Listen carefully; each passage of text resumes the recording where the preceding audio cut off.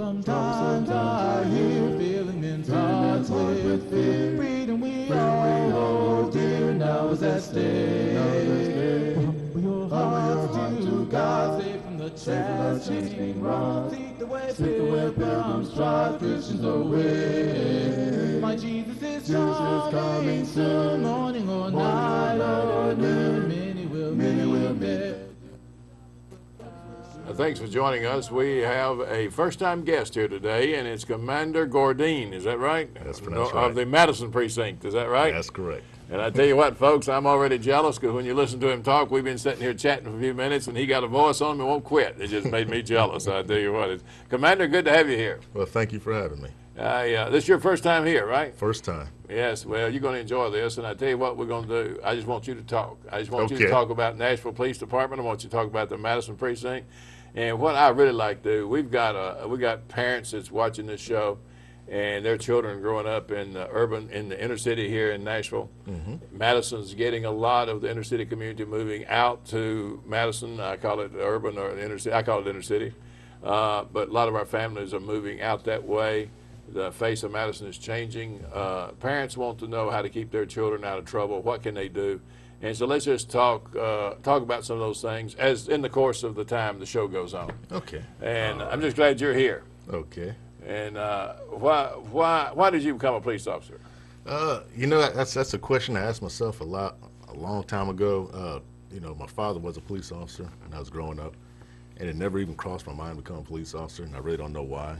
And just one day I was working a job when I first got here to Nashville, delivering uniforms, route sales, and it was just a dead-end job, wasn't going anywhere. And I asked myself, am I going to make a difference with my life? Am I going to do something, or am I just going to continue down the same path that I'm on? And I said, why not police officer? It's good enough for my father, it's good enough for me. Where'd you grow up? Grew up a little bit in Baltimore, Maryland, and Lincoln, Nebraska. But after that, after high school, I was about everywhere. I was Illinois, St. Louis for a while, North Carolina for a while, Las Vegas, Hawaii, and of course Fort Campbell. Did you like Hawaii? I sure did. I believe I could get hooked in staying in Hawaii. And you was in the military, right? In the military, in the Army.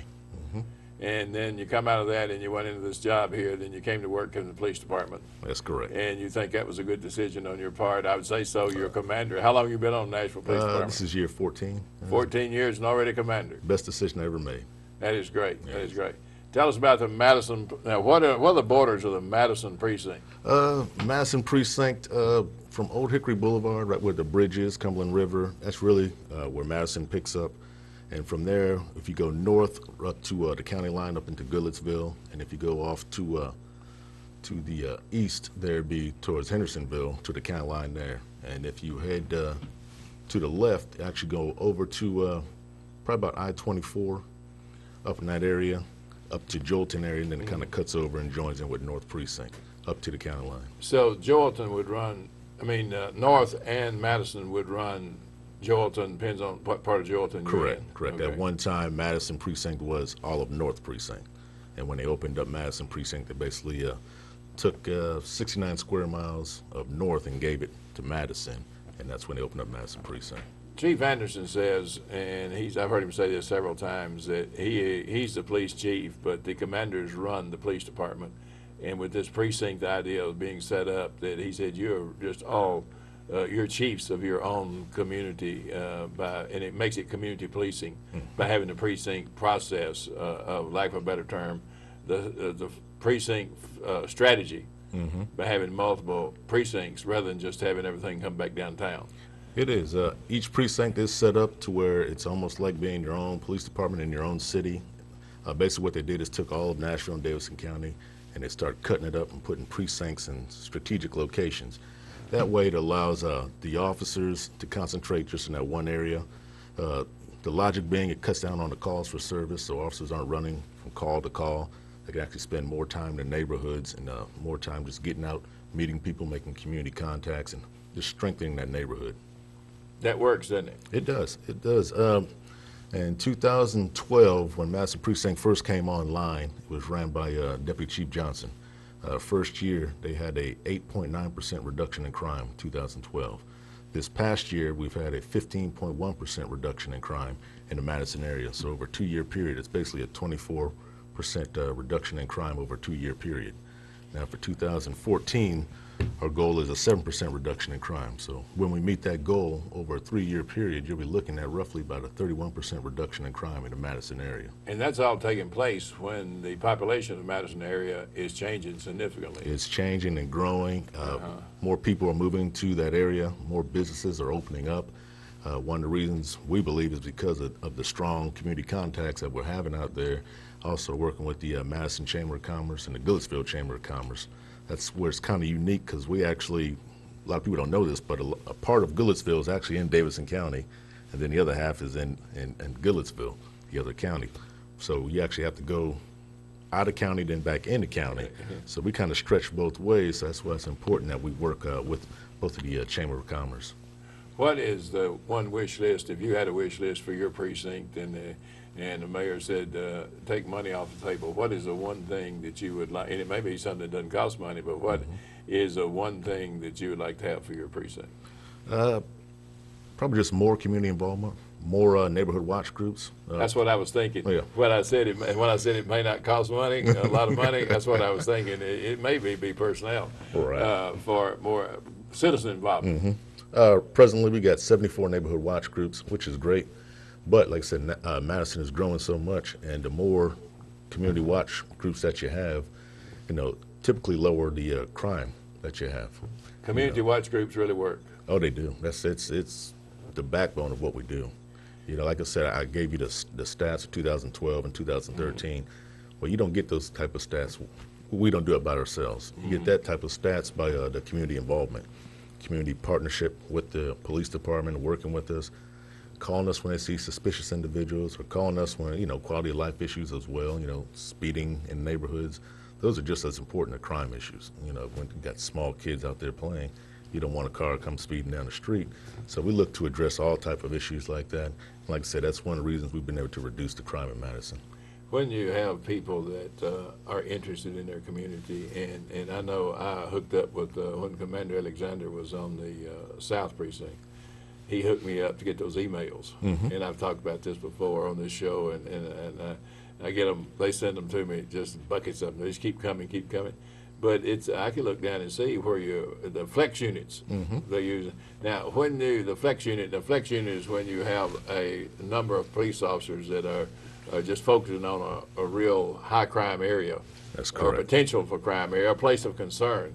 And they just take care of that situation, and they really do some serious police work in that area.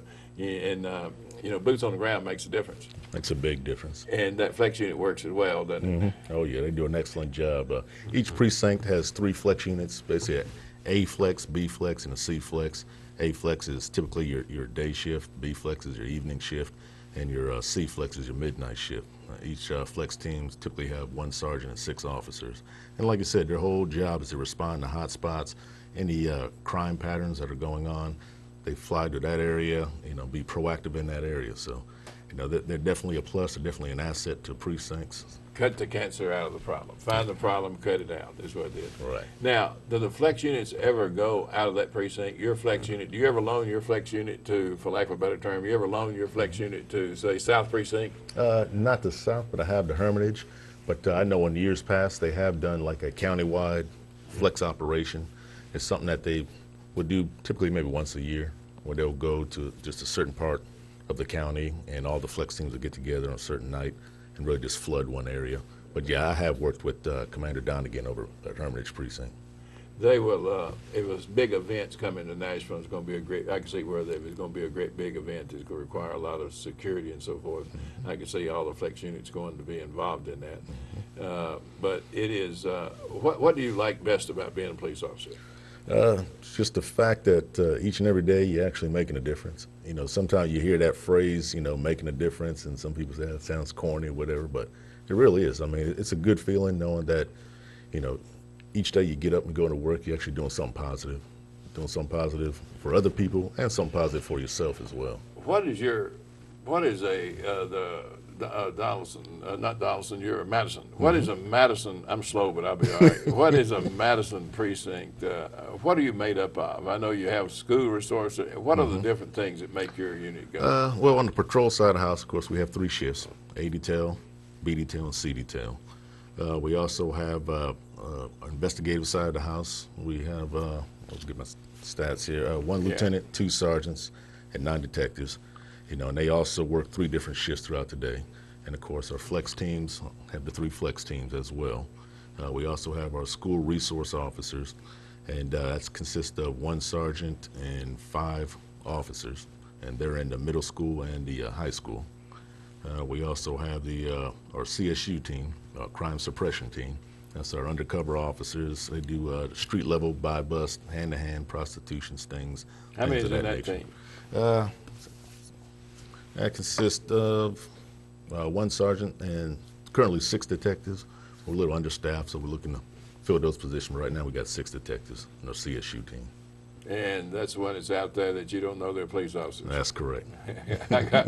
Commander, I got one old boy that, bless his heart, he just never has gotten it together real good, and life's been a struggle for him. And he went to jail for buying marijuana, trying to sell marijuana to a police officer, undercover police officer.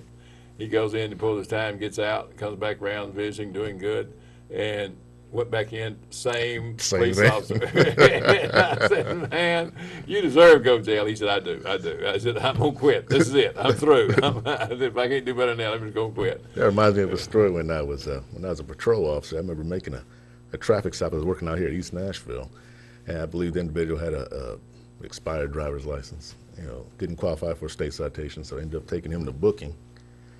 As soon as I came out of booking, I was in the same area, made another traffic stop. I pulled this guy over. He gets out, and I just started looking at him. He looking at me like, what's wrong? I kept looking at him. Asked for his driver's license. He had revoked driver's license. I looked at it, and it was his twin brother. His twin brother. So I ended up taking him down to jail. And as soon as we walked into jail, his brother had just got processed, was standing there watching. His brother walks in. We all just started laughing. So what are the odds of that? Family reunion. I had one of the sad days. I was working in jail, and one of the guys that I knew as a teenager years ago, and he had gotten on some selling drugs and so forth, and he was pulling time. And I went up to him and was visiting with him in jail, and was talking about church and getting his life back together and everything. And I said, well, what's the best thing that's happened to you since you have been in jail here? And he said, I got to see my son for the first time. Yeah. And it just broke my heart. Yeah. And his son's going down the same cycle road. Doesn't end. Yeah. And we can do better than that in Nashville. We got to help these young people not get involved and follow the role of their parents. And we can do that. But school resource officers, tell us a little bit about the school resource, because I think that's a very good thing. There's a lot of people in these schools. A lot of people in schools. For Madison, like I said, got 1 sergeant and 5 officers. And for Madison, we concentrate in the middle schools and Hunter Lane High School. And it's a great opportunity. The officers that are in the schools, typically they stay there for a while. And the reason they do that is because they love what they do. I mean, they make a lot of contacts with the students in there, and they get to know the students, and they get to know the parents. And that's one of the reasons why they like to stay there. And that's actually a good thing. Because the whole goal is, your hope is that young student who may be having trouble, you know, is comfortable with that officer. So when he moves on, he's still as comfortable with that officer as he becomes a young adult, and maybe that can have an influence on him, keep him out of trouble. And I think it does. I know it does, because I know we have 2 officers at our church services when we have church services, and they're not there to park cars. They're inside the building, because we bring in gangbangers and so forth and so on. And it has been the most positive thing we've ever done, because the police officers are building a healthy relationship with troubled youth. And that's just worked out to be just really well. Does the school, and I haven't got this clear yet, and I've done a lot of interviews with commanders and police officers and so forth, but I still don't have this clear in my mind. Does the resource officers, are they the one that runs the GREAT program also? They're involved with the GREAT program, but it's actually ran by Lieutenant Corman.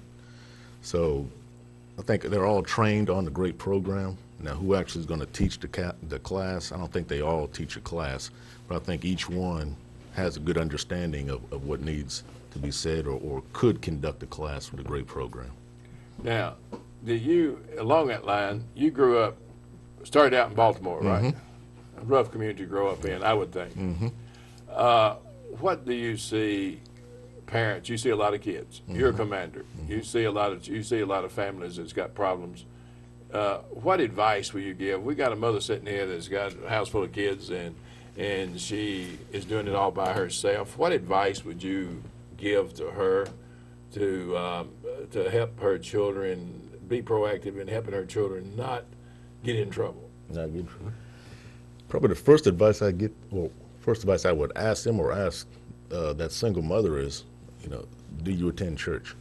I mean, church, like I said, typically people that attend church are not the ones out there committing crimes. I mean, usually you go to church, you're surrounded by positive individuals that will steer you in the right direction.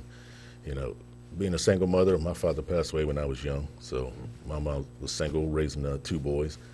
So it could be very tough. It was tough on all of us. For me, athletics played a big part in keeping me on the straight and narrow. I could have very easily went down the wrong road. I mean, it's tough for a single mom raising 2 boys to keep track of 2 boys. But for me, that was one of the things that just kept me, on the straight and narrow, just kept pushing me because I wanted to continue to play sports. So I knew if I got in trouble, broke the law, if I knew if my grades weren't good, I wasn't going to be able to play sports. There's a lot of good people also coaching the sports, a lot of good mentors coaching those sports. I had a lot of good mentors growing up, making sure I stayed on the straight and narrow, making sure I was doing my homework, checking up on me, checking with my teachers, making sure I was doing what I was supposed to do. So yeah, I'd say, first question I'd be, are you in church? Are your kids go to church? At church also got the youth ministers there. That's a great resource as well. It boils down to, if you're a single mother raising children, get help. Exactly. Reach out, invite other people in to help you with your children. It's out there. And encourage your children to be involved in certain things. Right. You can also reach out to a police officer. You'd be surprised the number of police officers that will give up their time. If they truly believe that a child really wants help and the mother really wants help, you'd be surprised how many officers, I have I'm been free very this weekend. pleased with the way the police officers have responded, because we transport kids out of the inner city. And the way the Metro Police Department has had relationships with these children and want what's best for the children, and how that your folks would be involved in their lives. And like you say, mothers reach out to the police officers in the community. I know one thing that all the police officers tell me is we do the best work when we're sitting on the porch talking, standing on the porch talking to families. And that goes back to your neighborhood watch. Yep. Neighborhood Watch got a bad rap in Florida here this past year, and that situation down there. But Neighborhood Watch is a good thing. How's yours set up in the Madison Precinct? How do you set up? You encourage Neighborhood Watch. How do you set it up? Right. Usually our community affairs sergeant or COCO sergeant will usually reach out to different neighborhoods and try and get Neighborhood Watch started. But actually, probably our best resources are our current Neighborhood Watch groups, having them talk to maybe the group down the street who are having some issues. One of the things we tried to do in 2013, which we could never get around to, was actually having our first clergy meeting. So we made sure once the new precinct opened in 2014 that was our first meeting, was our first clergy meeting in our new community room. We had a good showing, good turnout for that. We got a second one coming up in the fall, but we feel like that's another resource out there that we can reach out and hopefully strengthen the businesses. And like we were talking about earlier, the single mother with the kids, that's why I say getting to church, that's a great way just to reach out to us, and so we can try and help them. Your community, what do you call your community? Y'all have a nickname for them. The community, Coco. Yeah, Coco. Yeah. That is important, and I don't think the population in Nashville have gotten it. We've said it on this program several times, but I don't think the population in Nashville has got a handle on this thing. You have a person in your precinct, and their job is to work with the community. Right. And they're not out running traffic tickets and writing tickets. They're out to get the community involved. That's where some of your great police work comes from. It is. That's, like I said, that's one of the reasons why department-wide we've been able to reduce crime here in Nashville. Believe it or not, it's that COCO reaching out to that community and getting more neighborhood watch groups and getting them interested. Another thing that our COCO sergeants do is they also try and do restarts. Sometimes we will start a community watch group, and it'll be strong for 5 months or so. Then this kind of goes away. No one goes to meeting or anything. Well, so COCO's job is to go back in there, start remaking contact with those people, and say, hey, you know, keep up. I know it's haven't been meeting as well. When there's no crime, there's no need. And everybody say, well, there ain't nothing going to go on tonight, so I'm not going to go out and do it. Exactly. Do they do patrols at night? Who's that? These community watch groups, or are they just people that's in the tap some looking of them, out your window? Some of them do. Of course, we try and discourage them from trying to be the police. You don't want to be the police. That's our job. That's what got us into it. But it can definitely be our eyes and ears. And what I always tell community groups when I'm speaking to them, an officer can come into your neighborhood and be right there, and they're not going to know a suspicious person, but you will, because it's your neighborhood. Right? If you're sitting in your house and you see a car come, circling the neighborhood 4 or 5 times, you've never seen that car before, to you, it's going to be suspicious. To that officer, that may just be another car. Mm-hmm. That's why it's so important that the community call the COCO, let them know, hey, can we get some cars out here on a suspicious individual before a crime actually takes place? That's how you reduce crime, like being proactive. Like I said, sometimes, you used to don't hear it that much anymore, which is a good thing. Used to hear all the time, well, I thought it was suspicious, but I didn't want to bother you. Yeah. Nothing really happened. Yeah, and I said, well, that's the wrong answer. That's right. Because when something does happen, it's too late. Now a crime has been committed. But if we can get out there before a crime has been committed, that's what we really want, and that's how you reduce crime. And you pull up and turn the lights on, and they got the equipment in the car, or they got something, and you get in there and you start to, at least your presence. I noticed talking to Commander Alexander, he said he told his people always, well, anytime you're out and you turn the lights on. Mm-hmm. And blue lights. A community presence of a police officer drives crime down. Mm-hmm. And if you're over here thinking about knocking off a 7-Eleven and look across the street and there's a car sitting there with lights on, blue lights on, you're going to say, well, I'll have to postpone this for a while. Right. And now, you decided to become a police officer. Talk to my folks about being a police officer. Why should they choose, boys and girls, why should they choose to be a police officer? Like I said, it's probably the most rewarding career you could have, or one of the most rewarding career. Like I said, it's all about that good feeling, getting up every day, going to work, knowing that you are doing something, like I said, for yourself and for other people. You're also making your own community safer. Not to mention that, your family, people that really know you will be proud of what you do because they know what you're doing is a good thing. It starts out in school making good grades, doesn't it? It does. It's not just something that you can just walk into and say, I want to be a cop. You're going to have to prepare for it and go through the academy, and it's going to take some time. You have to do a lot of learning, a lot of training, stay physically fit. But I'd like to encourage all of your parents is when you're talking to your children about what they're going to do in their life, throw the police officer in that mix of things